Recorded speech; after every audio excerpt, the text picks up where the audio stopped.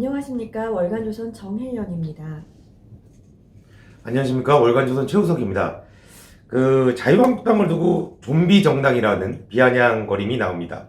몸은 살아 움직이는데 영혼이 없는 정당이라는 소리입니다. 자유한국당이 보수 정당으로서 제 역할을 제대로 하지 못한 것을 책으로 비판한 분이 있습니다. 정성철 글로벌 스탠다드 연구원 회장이신데요.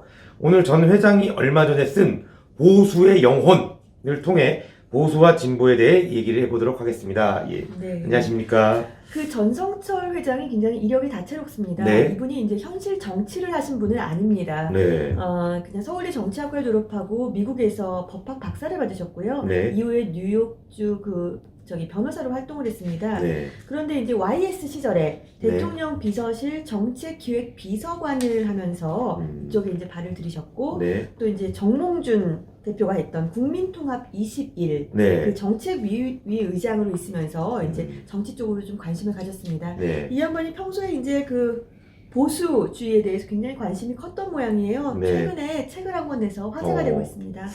보니까 비정치인인데 이제 정치권에 네. 이제 입문을 해서 뭐 네. 이렇게 정치권을 바라봤으니까 아무래도 네. 뭐 이제 참 쉽게 책을 쓰신 것 같은데 네.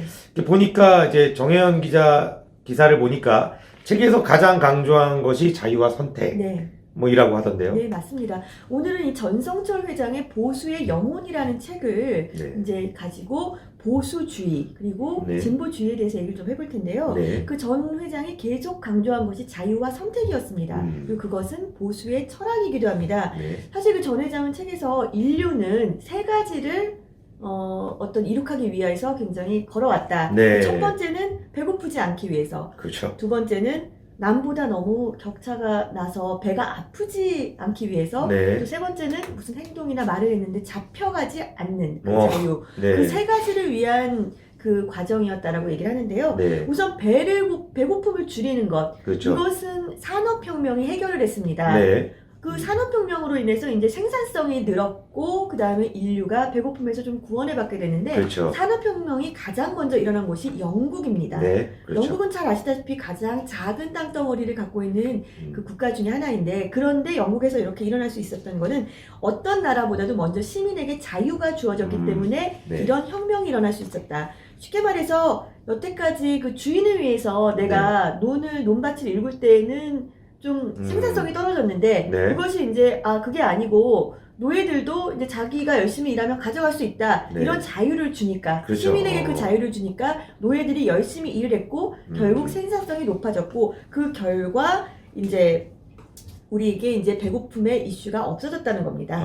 그러니까 보면 이제 북한이 발전하지 못하는 게 어차피 똑같이 그러니까 누가 더 노력을 많이 하는 사람이 있어도 똑같이 배급을 받고 하니까 네. 그런 쪽이 뭐 북한이 계속 이렇게 제일 못 사는 대로 남는 거 아니겠습니까? 네. 뭐 그런 말씀 해주신 것 같은데 네. 이제 전 회장은 보수의 탄생은 자유와 선택으로 봤습니다. 네. 그런데 그러면 보수의 반대라고 볼 수 있나요? 진보의 네. 탄생은 뭡니까? 네, 반대라고 볼 수 있죠. 네. 그런데 사실 그 보수 같은 경우는 이제 자유와 선택이라는 그 철학 아래에 이제 생긴 건데, 자유가 배고픔을 줄였지만 좀 숙명적인 문제가 있습니다. 네. 배고픔을 줄이는 과정에서 누군가는 조금 부라는 것을 많이 갖게 되고 누군가는 적게 갖게 되는 그렇죠. 겁니다. 예. 인간의 아까 두 번째 얘기였던 남보다 배 아픈 문제가 네. 생긴 겁니다. 이 문제를 해결하고자 한 것이 진보였습니다. 네. 그러니까 불평등을 좀 교정하자. 그러니까 인간은 누구나 공평해야 하고 평등해야 한다라는 걸 했습니다. 네. 그러니까 사실 보수가 자유와 선택을 중시하고 네. 또 반면 진보는 공평과 평등을 중시하다 보니까 네. 숙명적으로 좀 같이 갈 수가 없는 철학인 것이죠. 보면은 자유와 선택보다는 네. 공평과 평등의 사람들이 더 솔깃할 것 같습니다. 네, 예. 그렇습니다. 단어가 주는 어감 때문입니다. 네. 보수라는 것은 영어로 치면 conservative, 그러니까 네. 보존하다라는 뜻인데요. 네. 사실 정확히 따지면은 보존주의가 되는 거죠. 그렇죠. 예. 그럼 무엇을 보존하느냐? 바로 자유를 보존하자는 겁니다. 왜 자유를 보존합니까? 왜냐하면 자유의 위대함을 인류가 깨달았기 때문에 네. 어떤 가치를 치르고서라도 자유를 보존해야 한다는 겁니다. 네. 그런데 보존은 지킬 만한 가치가 있는 것을 지켜야 한다고 생각되는 반면 네. 보수는 보수는. 옛 것을 지킨다는 의미가 강합니다. 그렇죠. 그러니까 애당초 영어에 어떤 번역상에 좀 문제가 있었던 것이죠. 그런데 그 진보라는 것은 영어로 progressive입니다. 네. 앞으로 나아간다. 예. 정말 그럴듯해 보이죠. 그렇죠. 사실 진보가 이름덕을 많이 봤다는 얘기를 합니다. 그렇지만 문제는 그 진보는 공평과 평등을 추구하다 보니까 네. 다 같이 잘 사는 세상 네. 이것에 이제 기치를 주다 보니까 네. 자유가 좀 침해를 당하더라도 네. 우리는 평등해야 한다. 또 그 음. 자유가 침해를 당하는 과정에서 네. 어떤 명령이나 네. 그런 것이 들어가더라도 우리는 감수를 해야 한다. 그런 것을 굉장히 내포하고 있습니다. 뭐 이렇게 좀 자유를 침해해도 평등할 수 있으면 참아라 뭐 이런 얘기인 것 같은데 네. 좀 예를 좀 들어보시면 또 어떤 네, 부분이 우선 있을까요? 예를 들어서 이제 제일 문제로 이제 만약에 마트 문제, 우리 지금 네. 요즘 둘째, 넷째 주 마트에서 지금 영업을 안 하잖아요. 네. 그런데 사실은 이 문제가 사실은 보수 입장에서는 보수는 자유를 중요시합니다. 네. 그러니까 마트들이 영업할 수 있는 자유를 그렇죠. 침해하는 것이고 또 소비자들로 하여금 마트를 가거나 백화점을 가거나 재래시장을 가거나 네. 이런 자유를 훼손하도록 네. 굉장히 범위를 줄이는 겁니다.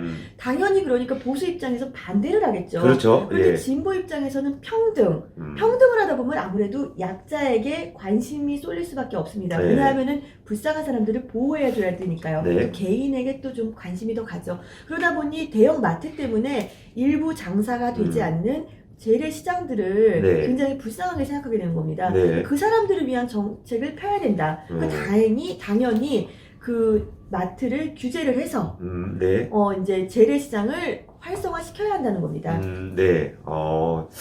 참 이거 이렇게 만들면 좀 애매한데 뭐 예를 들어서 뭐 이럴 수는 있겠죠. 그 대기업이 마트를 하는 거를 좀 반대하고 싶으면 아예 마트 자체를 뭐 이렇게 만들지 못하는 뭐 법을 만들다던가 그래야 되는데 만들어 놓게 한 다음에 그 다음에 뭐 이렇게 규제를 하려고 그러니까 뭐 대기업 쪽에서도 말이 나오고 시장 쪽에서도 말이 나오는 게 아닌가 그렇게 생각이 됩니다. 그런데 이 책을 보면 이제 정혜연 기자가 쓴 기사와 이 책을 보면 보수가 진보보다 훨씬 개혁적이다라는 내용이 있는 모양이더라고요. 뭐 어떻게 이렇게 될 수가 있습니까? 이거 사실 보수가 얘기를 말만 보면은 이렇게 굉장히 옛 것을 지킨다는 것 때문에 굉장히 자유롭지 않을 것 같죠. 그런데 사실은 문제는 보수는 이렇게 진보는 제가 아까 말씀드렸다시피 평등, 공평을 위해서 자유를 제한하고 그 자유를 제한하는 과정에서 어떤 명령 또는 강제성이 들어가더라도 자유를 제한하는 데 우선을 둔다고 말했습니다. 그러면 굉장히 그 선택지가 굉장히 좁습니다. 왜냐하면 명령을 통해서 내가 어떤 걸 하려고 하더라도 좀 제약을 받을 수도 있고요. 그런데 자유는 일단 보수는 기본적으로 내버려 두는 겁니다. 자, 그러면 사람들이 어떻게 내버려두고 자유를 막 줬을 때 어떻게 변화를 꾀하고 개혁을 할까요? 아니면 진보처럼 어떤 명령을 주거나 아니면은 자유를 좀 제한한 상태에서 열심히 해보세요. 그러면은 어느 쪽이 더 개혁적이겠습니까? 그건 당연히 보수 쪽이 더 개혁적일 수밖에 없는 겁니다. 그렇죠. 그건 역사적으로도 좀 증명이 됐습니다.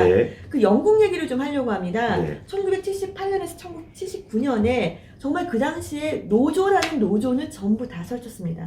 자동차 노조, 운수 노조, 병원 노조, 장기 파업에 들어가면서요. 런던 거리가 아주 쓰레기로 뒤덮였습니다. 그때 나타난 마거릿 대처 총리가 노사 관계에서 자유와 선택의 원리를 강조했습니다. 이제 알아서 하라는 겁니다. 그렇죠. 알아서 하라고 했는데 그냥 자유를 줬는데요. 그 결과는 뭐 노조가 실업률이 5년 만에 절반으로 줄었고요. 그렇죠. 13%에 달했던 물가 상승률이 3분의 1로 떨어졌습니다. 그냥 얘는 이것뿐만 아니고 레이건 미 대통령에서도 찾아볼 수가 있어요. 레이건 대통령은 잘 아시다시피 미국의 40대 대통령으로서 1981년도에 집권을 했는데요. 바로 지금 전 대통령이 지미 카터 대통령. 가장 미국 역사에서 인플레이션이 심했던 시기, 금리와 사상 최고였던 시기 그 진보 대통령이었습니다. 바로 이 지미 카터 대통령의 뒤를 이어서 레이건 대통령이 이제 집권을 했는데요. 당시에 그 선거 슬로건이 Get the government off your shoulder.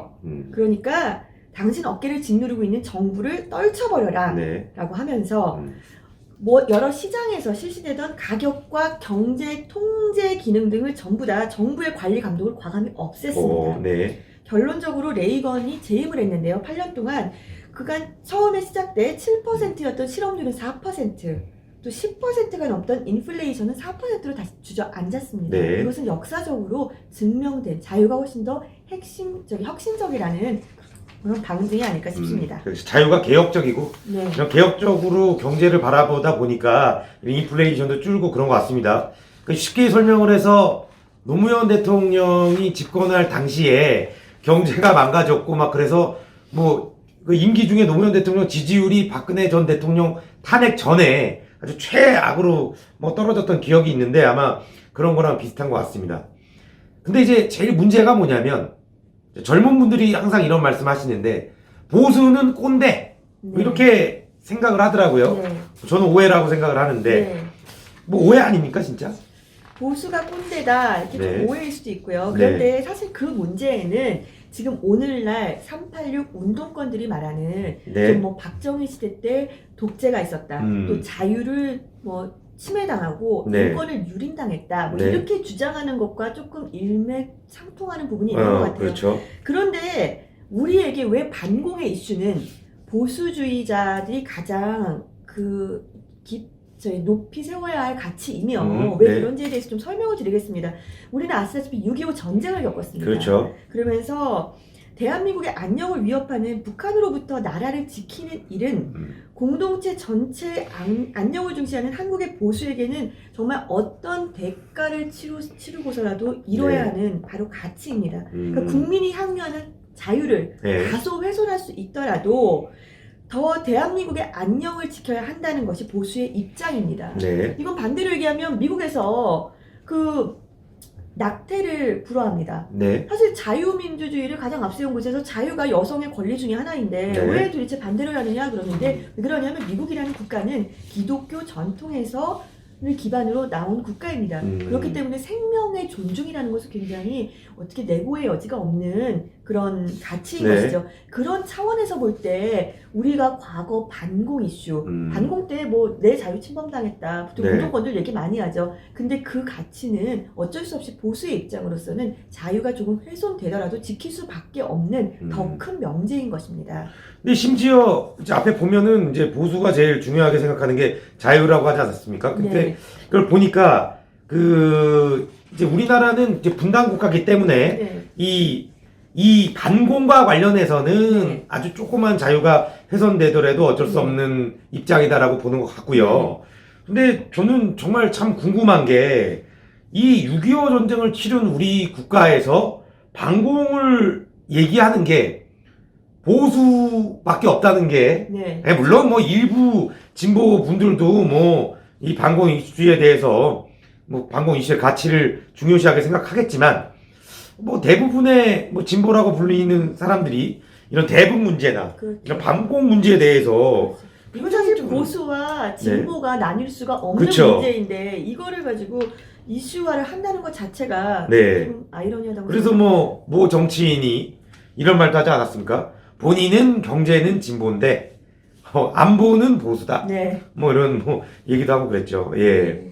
그래서, 예. 그러니까 보수주의자, 진보주의자 누가 낫다는 것이 아닙니다. 네. 왜냐하면은 보수주의는 어쨌거나 기본적으로 경제 같은 성장 이런 데 좀 경제 입장에서 보자면 그런 쪽에 맞춰져 있고 네. 진보주의는 좀 더 나눠 먹기 평등으로 돼 있기 때문에 국민들은 굉장히 현명하기 때문에 나라가 좀 더 커져야 한다고 생각할 때는 당연히 보수의 편을 들고 네. 너무 많이 빈부의 격차가 심해졌다. 이제는 조금 나눌 필요가 있다. 네. 좀 더 분배 쪽에 관심을 가질 때는 진보주의자에게 어쩔 수 없이 표를 주게 됩니다. 그런데 문제는 보수와 진보, 네. 자기의 철학의 신념이 나쁘고 좋은 것이 문제가 아니라 자기가 보수가 왜 보수인지 모르고 있는 것.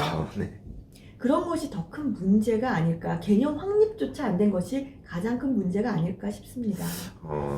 네, 저는 이 정혜영 기자가 쓴 이 기사와 관련해서 가장 이제 딱 눈에 띄는 게 뭐 이거지 않습니까? 아까 전에 진보의 탄생은 공평과 평등이라고 했습니다. 그런데 이 진보 정부 아닙니까?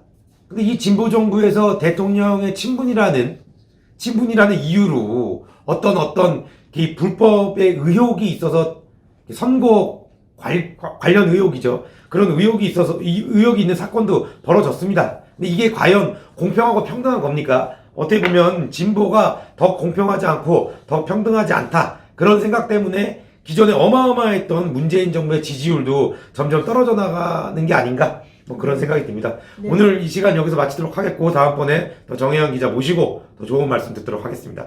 예, 감사합니다.